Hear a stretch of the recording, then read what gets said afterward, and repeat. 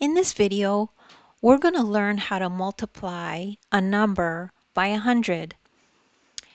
And you have to remember these steps, and there's always steps involved with math. And as long as you follow the steps, you will be able to get the right answer. So let me just go through the steps with you.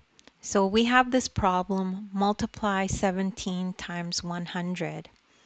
And the two zeros are colored in a different color for a reason. Okay, so the first step is you can use place values to multiply by 100.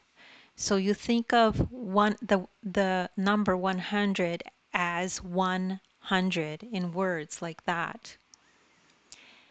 So 17 times 100 can be rewritten as 17 times 100, right? Instead of this 100, we're using the words 100. So what does that mean?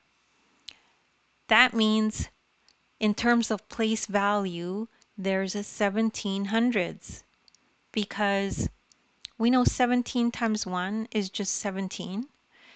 And we know that from the identity property from multiplication. And you can see the link in my description for that video below and other related videos. So 1700s, what does that mean? 17 and two zeros. So when you multiply any number by 100, all you have to do is take that number and tack on two zeros to it. And that's all there is to it.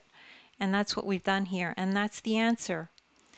And if you want more practice, you could take a look at my ebook in the description below, and you can follow along and make notes in your ebook.